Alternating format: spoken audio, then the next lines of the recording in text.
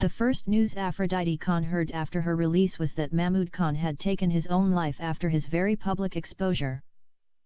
Her 11 months behind bars did nothing to improve her impression of men and sex. Once again, she was homeless and penniless, with a stint in prison to boot. She did not know what was going to happen next in her miserable life. Her life was always clouded with abuse and agony. Wherever destiny led her, she would fall in the hands of evil men who used her and abused her.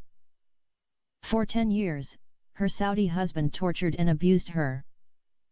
When she was freed from his claws, she fell into the hands of another evil Muslim husband who was more evil than her late Saudi husband. Then, she landed into the filthiest defilement a woman could ever endure among public servants of the worst kind, set free only at night to service her clients.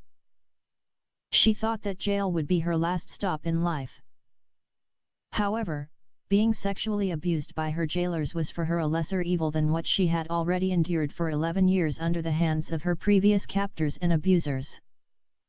After she lost her mother, Aphrodite Khan did not have anyone to love her or take care of her except her lover and his mother. For the first time in her life, she experienced true love, an altruistic love unmotivated by selfish gain or for profit.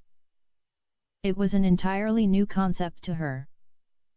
For 6 months, Samir Krishna Khan had given her the love she had been missing all her young life. Whenever he sat near her, she felt great happiness, and whenever he talked to her, his voice filled a void in her heart. When he smiled, she became happy, and when he became sad, her heart lost its joy. At that time, all she wanted was just to see his handsome face and feel his presence beside her. It was him that changed her attitude towards life. Alas, that beautiful love and wonderful joyfulness did not last for more than 6 months. Javed Khan killed her lover in front of her eyes. Once again, her attitude towards men changed, this time for the worse. As far as Aphrodite Khan could fathom, evil manifested itself in its fullest and darkest form whenever it assumed the shape of a man. She believed that if the devil was a human being, then surely the devil was a male. Wherever she went, it was man who kidnapped, imprisoned, tortured, and abused her. It was man who raped her when she was a child of 7 years old. It was man who imprisoned her for 10 years. It was man who whipped her delicate body and raped her for months on end. It was man who killed her lover in front of her eyes. It was men who raped her when she was in jail.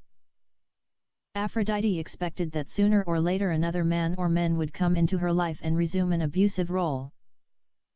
She hated men with a passion.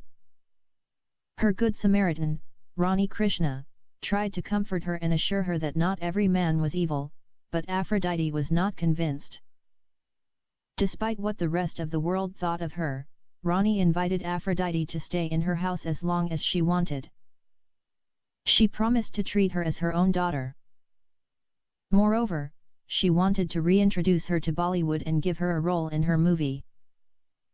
When Rani heard Aphrodite's story of how she was raped and beaten when she was unjustly incarcerated, she was inclined to lodge a complaint against each and every one responsible at the jail. She wanted to expose the female guards who turned Aphrodite Khan into an unpaid prostitute and made money out of selling her body to their partners in crime. Once bitten, twice shy, Rani had a feeling that the complaint might be used against Aphrodite again. Doubtless, these were men used to manipulating the law. They would obviously deny all charges and counter-sue. Rani was not keen on seeing a corrupt judicial system send an innocent victim to prison and leave the criminals free yet again. Shortly after Aphrodite moved back in, Rani recollected the events surrounding the evil man who took his own life because he could not face the public scrutiny of his crimes. An idea crept into her mind and she shared it with Aphrodite one day. "Why don't you go to the Abu Dhabi International Bank and find out whether that coward of a man actually paid the ransom that the blackmailer had asked him for? It was 10 crores, was it not?" Ronnie wanted to use some of the money to finance Aphrodite's homecoming to the film industry. She may have been a film director, but she did not have the kind of money needed to make a large-budget film. Bollywood directors would invite financiers to underwrite the cost of the film, but no financier would offer 5 crores of rupees on a movie directed by a small-time director like Ronnie Krishna.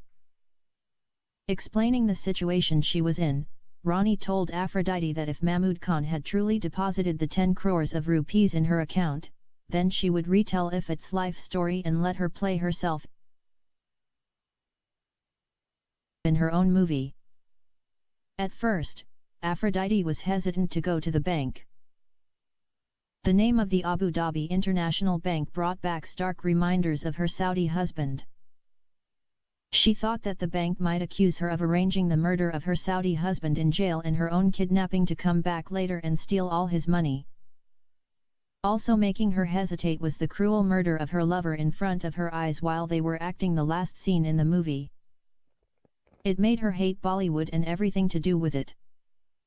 It was Ronnie who kept on assuring her that nothing would happen to her and that it was worthwhile to check it out.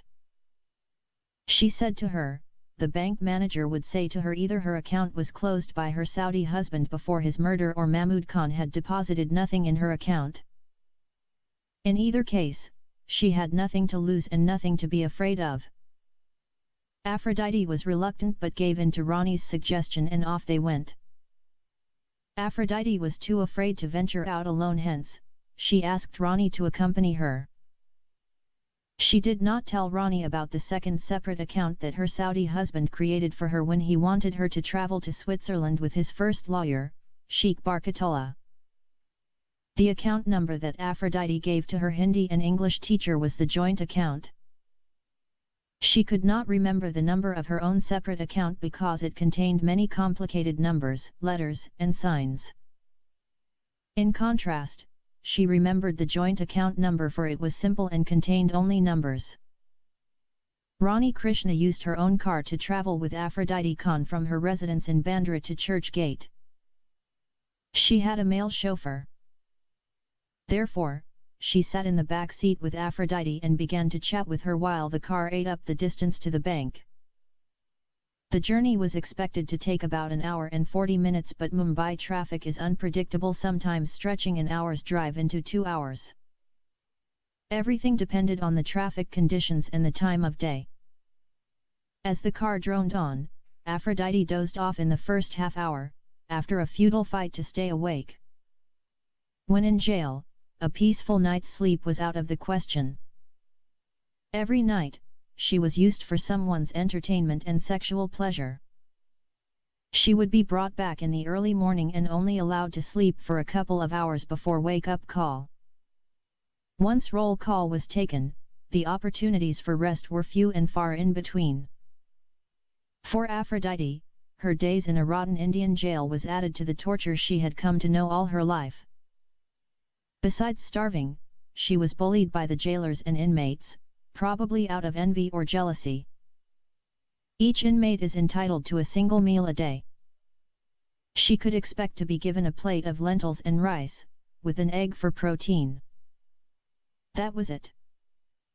You could eat it all up at one time or save a portion for later, that was your choice. Chicken, beef, fish, and other edible meat were rarely served. Very often female Gondas would rob the food of the less aggressive inmates and let them starve to death inside the jails. Fortunately, the Iranian heroine was kept in a solitary confinement most of the time, and that saved her from the full brunt of bullying by female Gondas. Aphrodite fell asleep on Ronnie's lap, who decided to let her be. From their first meeting, Ronnie understood her childish nature and her inability to take care of herself. As a mother who had nurtured her own child well, she now extended this hospitality to Aphrodite. She decided to house her and care for her as long as she could. She expected that one day Aphrodite would find a good man who would love her and take care of her. In the meantime, with her skills and know-how, she was going to leverage off her outstanding beauty and create Aphrodite's career and fortune. When the car reached the Abu Dhabi International Bank, Ronnie roused Aphrodite from her nap and told her to go in and talk to the bank manager. Aphrodite refused to go in alone and begged Ronnie to come in with her. At first, Ronnie was not willing to accompany her inside the bank. She was worried that the bank management might ask her to reveal the nature of her relationship with Aphrodite or accuse her of trying to use her money for some selfish gain. Aphrodite didn't care about that and insisted that Ronnie come in with her.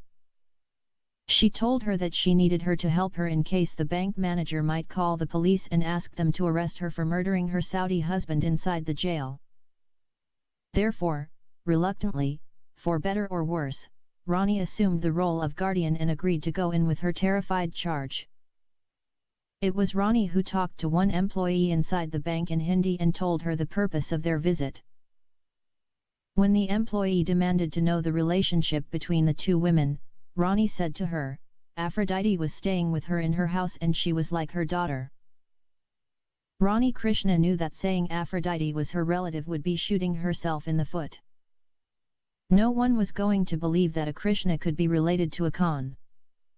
It was just like saying God and Satan were close relatives. In a polite way, the Indian girl asked Ronnie and Aphrodite to sit in the waiting room until the manager of the bank could call on them. They waited for ages in silence. Both of them were tense and worried. The icy cold room added to the feeling that they had come to steal something.